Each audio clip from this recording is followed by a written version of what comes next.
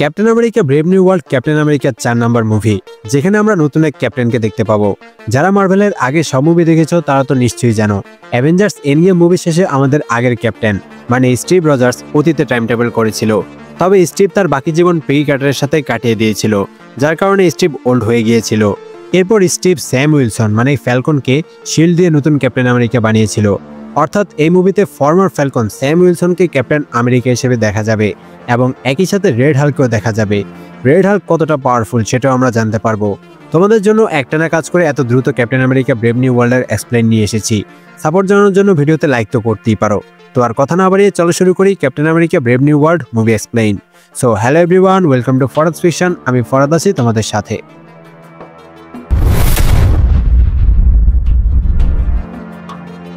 Movie শুরুতে আমরা দেখতে পাই জেনারেল রস এখন আমেরিকার প্রেসিডেন্ট হয়ে গেছে।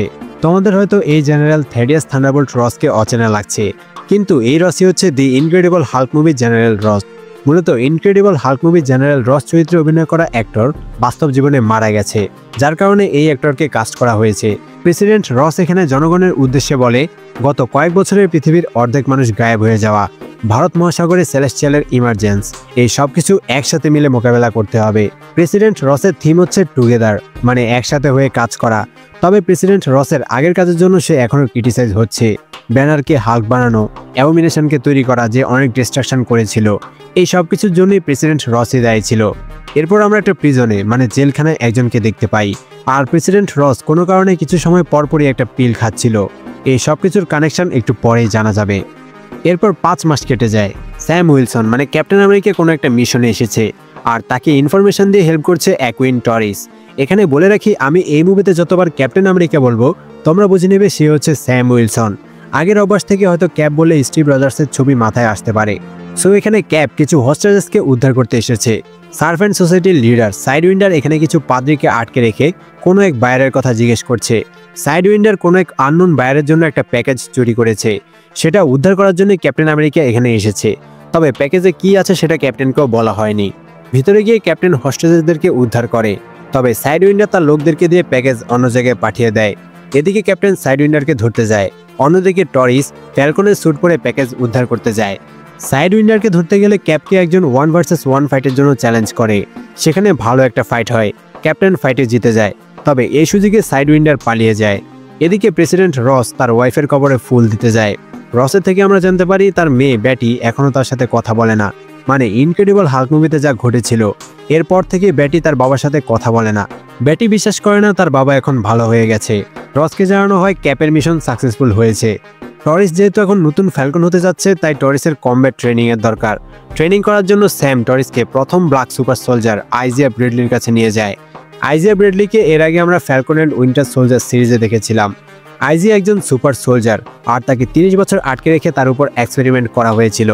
বর্তমানে আইজিয়া মুক্ত, আর সে বাইরের মানুষদের সাথে না মিশে একা একাই বসবাস করছে। সেখানে আইজিয়ার সাথে টরিসের পরিচয় হয়। ক্যাপ্টেন আর আইজিয়া কিছুক্ষণ ট্রেনিং করে। এরপর স্যামের কাছে প্রেসিডেন্ট রসের কল আসে। প্রেসিডেন্টের সাথে কথা বলতে দেখে আইজিয়া স্যামকে বলে ক্যাপ্টেন কেন প্রেসিডেন্টের হয়ে কাজ করছে, স্পেশালি থেডিয়াস রসের আন্ডারে। রসের আগের হিস্টোরি ভালো না। স্যাম বলে রস একসময় তাকে জেলেবন্দি করেছিল, কিন্তু বর্তমানে দেশের খারাপ অবস্থায় তাকে প্রেসিডেন্টের হয়ে কাজ করতেই হবে।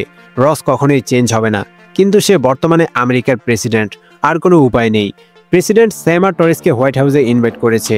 স্যাম শর্ত দিয়ে আইজিয়ার জন্য ইনভাইটেশন নিয়েছে। আইজিয়া হোয়াইট হাউসে যেতে না চাইলেও স্যাম আইজিয়াকে রাজি করায়। এরপর তারা 3 জন রেডি হয়ে হোয়াইট হাউসে যায়। প্রেসিডেন্ট রস স্যামকে ডেকে নিয়ে মেক্সিকো থেকে প্যাকেজ উদ্ধার করার জন্য ধন্যবাদ জানায়। এরপর স্যামকে দি অ্যাভেঞ্জার্স টিম রিবিল্ড করতে বলে, কিন্তু স্যাম আপত্তি জানায়, কারণ রস আগেও সুপারহিরোদেরকে ভালোভাবে চালাতে পারেনি। অনেকবার রসের সাথে অ্যাভেঞ্জারদের বিরোধ হয়েছে। জেনারেল রসই সোকোভিয়া অ্যাকর্ডস পেশ করেছিল। রস বলে বর্তমানে আমেরিকার অ্যাভেঞ্জার্সকে প্রয়োজন, তাই অ্যাভেঞ্জার্স টিম রিবিল্ড করতেই হবে। সেই কনফারেন্সে যোগ দিতে হোয়াইট হাউসে জাপানের প্রাইম মিনিস্টারও এসেছে। স্যাম সেখানে প্রাইম মিনিস্টারের সাথে দেখা করে। সেখানে আরও কয়েক দেশের প্রেসিডেন্টরা এসেছে। সেখানে ইন্ডিয়ার প্রাইম মিনিস্টার মোদিও ছিল, তবে দেখে মনে হচ্ছিল মোদি ডায়েটে আছে। এরপর প্রেসিডেন্ট সবার উদ্দেশ্যে সেলেস্টিয়ালের ইমার্জেন্স মানে টিয়ামুতের ব্যাপারে বলে। এটা সেই সেলেস্টিয়াল যাকে আমরা ইটারনালস মুভির শেষে দেখেছিলাম। ইটারনালস মুভির পরে এই প্রথম এই বড় একটা ইভেন্ট নিয়ে কোনো মুভিতে কথা হচ্ছে। বেসিক্যালি টিয়ামুতকে ঘিরে এই মুভির কাহিনী। প্রেসিডেন্ট বলে সেলেস্টিয়ালের বডিতে ভাইব্রেনিয়ামের চেয়েও বেশি ইনডেস্ট্রাকটিবল মেটাল অ্যাডমেন্টিয়াম পাওয়া গেছে। ক্যাপ্টেন আর টরিস মিলে যে প্যাকেজ উদ্ধার করেছে তাতে এই অ্যাডমেন্টিয়ামই ছিল। সাইডউইন্ডার কারো অর্ডারে এই অ্যাডমেন্টিয়াম জাপানের মাইন থেকে চুরি করিয়েছে। ইন্ডিয়ান অশিনে ইমার্জেন্স হওয়া এই সেলেস্টিয়াল মাইনিং করার জন্য ইন্ডিয়া, জাপান, আমেরিকা সহ কয়েকটা দেশ ইতিমধ্যে রিসার্চ শুরু করে দিয়েছে। তবে রস সবাইকে একসাথে মিলে কাজ করতে বলে।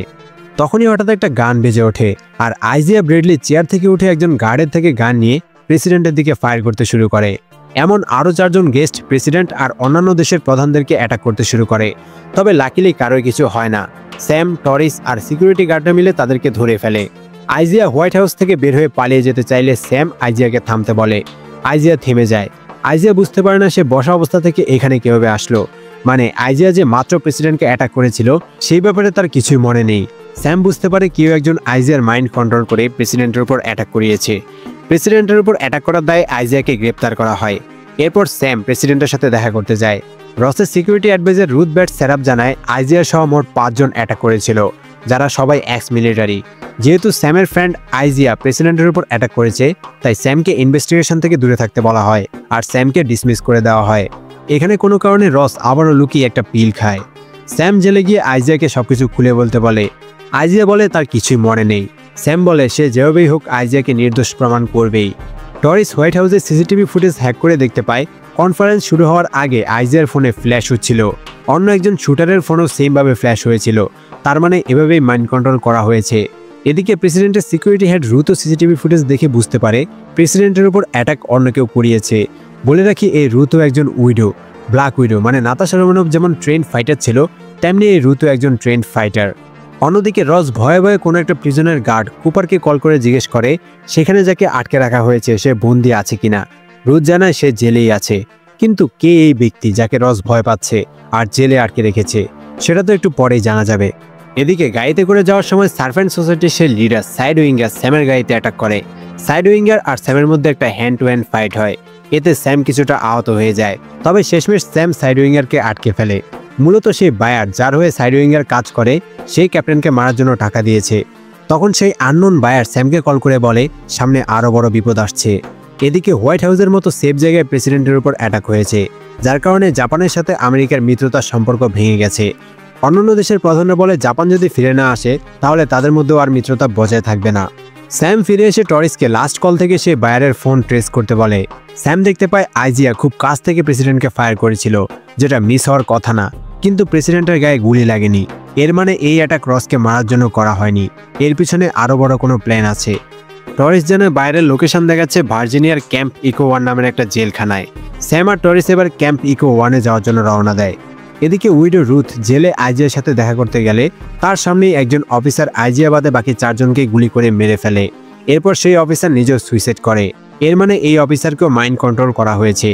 প্রেসিডেন্ট রস জাপানের প্রেসিডেন্ট ওসাকার সাথে দেখা করার জন্য জাপানে যাচ্ছে, যাতে জাপানের প্রাইম মিনিস্টার ওসাকাকে অ্যাডমেন্টিয়াম নিয়ে মিত্রতা বজায় রাখতে রাজি করাতে পারে। জাপান যদি না মানে তাহলে সবগুলো দেশের মধ্যে টিয়ামুতের অ্যাডমেন্টিয়াম নিয়ে যুদ্ধ লেগে যাবে। স্যাম জানতে পারে আইজিয়ার উপর জেলে অ্যাটাক হয়েছে।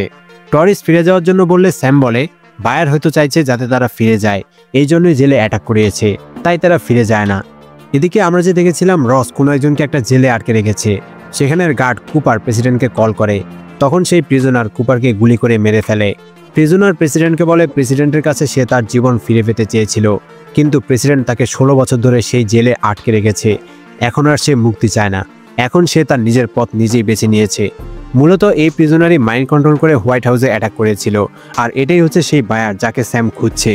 কিন্তু কে এই প্রিজনার আর কেন রস তাকে আটকে রেখেছে, সেটাই এই মুভির একটা বড় টুইস্ট। তবে যারা বোঝার তারা ঠিকই এতক্ষণে বুঝে গিয়েছ। এদিকে সিকিউরিটি হেড রুথ আইজিয়াকে সিকিউরিটি দেওয়ার জন্য সলিটারি সেলে শিফট করে। তখন প্রেসিডেন্ট রুথকে কল করে। এদিকে ক্যাপ আর টরিস সেই সেলে আসে যেখানে বায়ার আছে। তারা লুকিয়ে সেলের ভিতরে ঢুকে যায়। তারা দেখতে পায় যদিও এটা জেলখানা, কিন্তু এখানে একটা ল্যাব বানানো আছে। এখানে আমরা আয়নাঘরের মতো একটা চেয়ারও দেখতে পাই। ক্যাপ সেখানে একটা প্রেসক্রিপশন দেখতে পায়, যাতে লেখা আছে প্রতিদিন 3টা করে পিল খেতে হবে। একটা ক্লিপ চালালে স্যামুয়েল স্ট্র্যান্সকে দেখা যায়। এরপর স্যামুয়েল স্ট্র্যান্স সামনে আসে। আমরা দেখতে পাই স্যামুয়েলের মাথা বিকৃত হয়ে গেছে এবং তার চোখগুলো গামা রেডিয়েশনের মতো জ্বলজ্বল করছে। মূলত দি ইনক্রেডিবল হাল্ক মুভিতে অ্যাবোমিনেশনকে বানানোর সময় অ্যাবোমিনেশনের ধাক্কায় স্যামুয়েলের মাথা ফেটে গিয়েছিল। তখন হাল্কের ব্লাড স্যামুয়েলের মাথায় পড়ে গিয়েছিল, সেই কারণেই স্যামুয়েলের এমন পরিবর্তন হয়েছে। আর রস অ্যাবোমিনেশনের ডিস্ট্রাকশনের জন্য স্যামুয়েলকে দায়ী করে দীর্ঘ 16 বছর এই জেলখানায় বন্দী করে রেখেছে। স্যামুয়েলের ব্রেনে হাল্কের ব্লাড পড়ায় স্যামুয়েল অনেক জিনিয়াস হয়ে গেছে। সে যে কোনো ঘটনার সব ধরনের আউটকাম আগে থেকেই দেখে নিতে পারে। তার ব্রেন কাজে লাগিয়ে রস মিলিটারির জন্য অনেক ধরনের অ্যাডভান্স ওয়েপন বানিয়েছে। বলে রাখি, স্যামুয়েলের কমিক্স ক্যারেক্টারের নাম হচ্ছে দি লিডার। রসের যখন হার্ট ফেলিয়ার হয় তখন রস স্যামুয়েলকে দিয়ে এক ধরনের পিল বানিয়ে নিয়েছিল, যা খেয়ে রস এখনও বেঁচে আছে। বিনিময়ে রস ওয়াদা করেছিল সে স্যামুয়েলকে যেতে দিবে, কিন্তু স্যামুয়েল যদি আর পিল না বানিয়ে দেয় সেই ভয়ে রস স্যামুয়েলকে মুক্তি দেয়নি।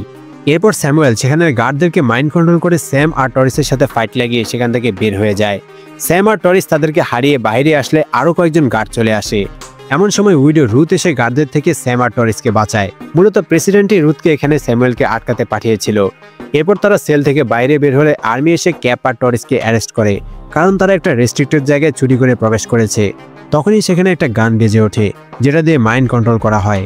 তৎক্ষণাৎ স্যাম, রুথ আর টরিস সেখান থেকে পালাতে শুরু করে।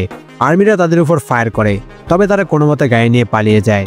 এদিকে প্রেসিডেন্ট রস জাপানের প্রাইম মিনিস্টার ওজাকির সাথে কথা বলতে গেলে ওজাকি বলে সে একটা গোপন মাধ্যমে খবর পেয়েছে জাপানের মাইন থেকে যে অ্যাডমেন্টিয়াম চুরি হয়েছিল সেটা রস নিজে চুরি করিয়েছে, যাতে সেই অ্যাডমেন্টিয়াম ফিরিয়ে দেওয়ার বাহানায় তাদেরকে হোয়াইট হাউসে নিতে পারে।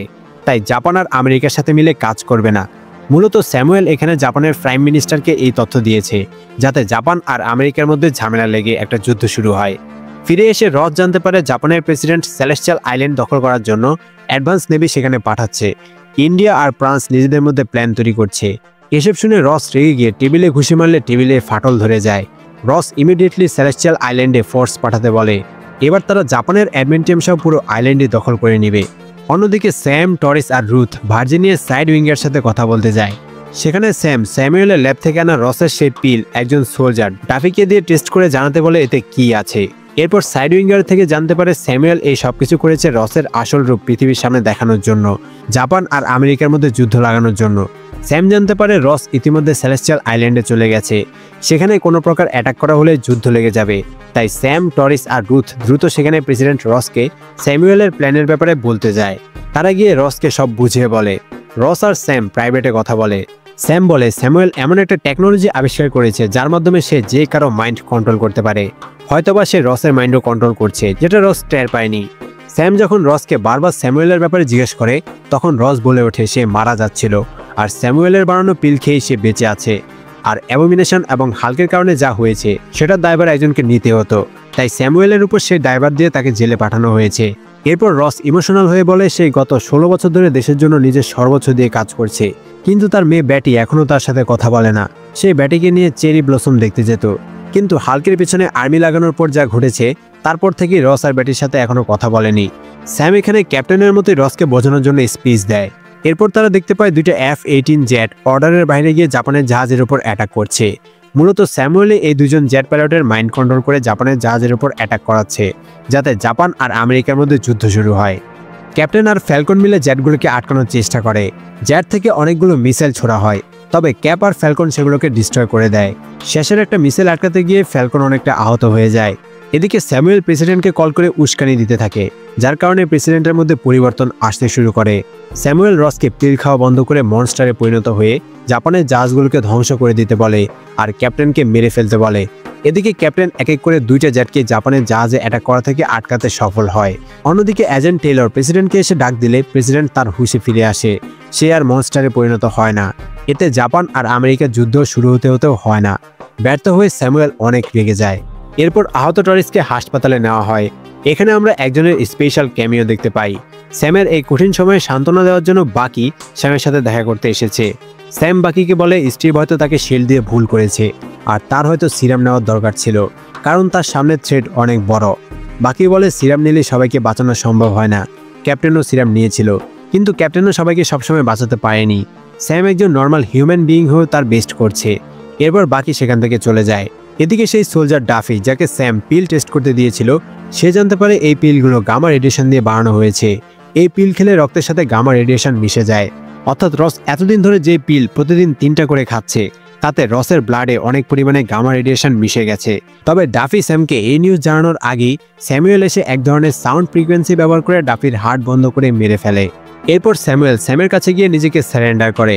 স্যামুয়েল বলে সে এই সব কিছু শুধুমাত্র রসের লিগেসি ধ্বংস করার জন্য। রসের আসল রূপ সবার সামনে আনার জন্য করেছে। রস তাকে একটা মনস্টার বানিয়ে দিয়েছে, তাই সেও রসকে মনস্টার বানিয়ে রিভেঞ্জ নিয়েছে।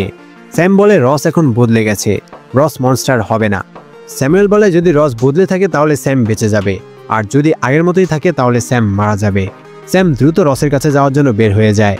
রস যখন একটা প্রেস কনফারেন্স করছিল তখন স্যামুয়েল আর রসের মধ্যে যে কথা হয়েছিল সেই কল রেকর্ড সাউন্ড সিস্টেমে চলতে শুরু করে। জেনারেল রস স্যামুয়েলের সাথে কি করেছে সেই ব্যাপারে সবাই জেনে যায়। রস অ্যাংরি হতে শুরু করে। এতে রসের ভিতরে থাকা গামা রেডিয়েশন ট্রিগার হয়ে যায়, আর রস ধীরে ধীরে রেড হাল্কে ট্রান্সফর্ম হয়ে যায়। আর এই ঘটনা অন ক্যামেরায় লাইভ রেকর্ডিং হয়।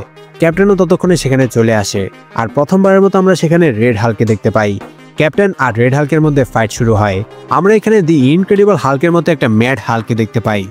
রেড হাল্কে থামাতে আসা সবগুলো হেলিকপ্টারকে সে ধ্বংস করে দেয়, আর সে যত অ্যাংরি হতে থাকে তত গরম হতে শুরু করে। ক্যাপ বুঝতে পারে এভাবে রেড হাল্কে থামানো সম্ভব না, তাই ইমোশনাল ড্যামেজ দেওয়ার জন্য ক্যাপ হাল্কে ওয়াশিংটন ডিসির বাইরে হিন্স পয়েন্টে নিয়ে যায়, যেখানে চেরি ব্লসম আছে। এরপর ক্যাপ রেড হাল্কে মানে রসকে বলে সেই সময়গুলোর কথা মনে করতে, যখন সে তার মেয়ে ব্যাটিকে নিয়ে চেরি ব্লসম দেখতে যেত। কিন্তু এতেও কোনো কাজ হয় না।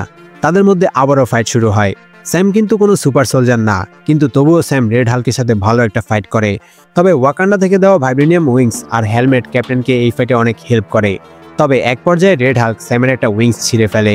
তবে আমরা জানি ভাইব্রেনিয়ামে হিট করলে সেখানে কাইনেটিক এনার্জি জমা হয়। রেড হাল্কের পাঞ্চের কারণে ক্যাপের অন্য উইংয়ে অনেক পরিমাণে কাইনেটিক এনার্জি জমা হয়েছিল। ক্যাপ সেই এনার্জি দিয়ে রেড হাল্ককে অ্যাটাক করে। এতে সেখানে একটা বড় এক্সপ্লোশন হয়। রেড হাল্ক আবারও উঠে আসলে ক্যাপ বলে তারা দুইজনই জানে রেড হাল্ক এক ঘুষি দিলে ক্যাপ হেরে যাবে। কিন্তু রস নিশ্চয়ই এটা করতে চাইবে না। রস নিজেকে পরিবর্তন করেছে, সে এখন আর আগের মতো নেই, আর পৃথিবীর সামনে নিজেকে প্রমাণ করার এটাই সুযোগ। ব্যাটির কাছে ভালো বাবা হওয়ার এটাই সুযোগ। ক্যাপের কথায় রস তার ভুল বুঝতে পারে আর ধীরে ধীরে নর্মাল রূপে ফিরে আসে। এরপর রসকে হাসপাতালে নিয়ে যাওয়া হয়। স্যাম সেখান থেকে আইজিয়া ব্রেডলির সাথে দেখা করতে যায়। আইজিয়া নির্দোষ হওয়ায় তাকে মুক্তি দেওয়া হয়। অ্যাডমিনটিয়াম নিয়ে আবারও দেশগুলোর মধ্যে সমঝোতা তৈরি হয়। এরপর স্যাম শিল্ডের সবচেয়ে সিকিউর জেল রাফটে যায়। প্রেসিডেন্ট রস তার করা সকল দোষ মেনে নিয়েছে, আর তার ভিতরে যে মনস্টার আছে তার কারণে রসের এখানে সিকিউরিটির মধ্যে থাকাই ভালো। সেখানে দীর্ঘদিন পর রসের মেয়ে ব্যাটি রসের সাথে দেখা করতে আসে। রস আর ব্যাটির মধ্যে ইমোশনাল কথা হয়। এদিকে টরিসও অনেকটা সুস্থ হয়ে গেছে। মুভিতে একটা গুরুত্বপূর্ণ পোস্ট ক্রেডিট সিন আছে, যেখানে স্যাম রাফটে স্যামুয়েলের সাথে দেখা করতে গেলে স্যামুয়েল বলে সে তার ব্রেনের পাওয়ার দিয়ে অনেক ধরনের প্রবাবিলিটিস দেখতে পায়, মানে ফিউচার দেখতে পায়। শুধু তারাই একমাত্র হিরো না, আর এটাই একমাত্র ওয়ার্ল্ড না। এই ওয়ার্ল্ডের হিরোদের সাথে আদার্সদের ফাইট হবে, তারা আসছে। সো এখানে মূলত স্যামুয়েল তার আনলিমিটেড ব্রেন পাওয়ার দিয়ে মাল্টিভার্স দেখেছে। আর আপকামিং ডুমসডে অথবা সিক্রেট ওয়ার্সে যখন ইনকারশন হবে তখন বিভিন্ন ওয়ার্ল্ডের হিরোরা নিজেদের ওয়ার্ল্ডকে বাঁচানোর জন্য একে অপরের সাথে ফাইট করবে।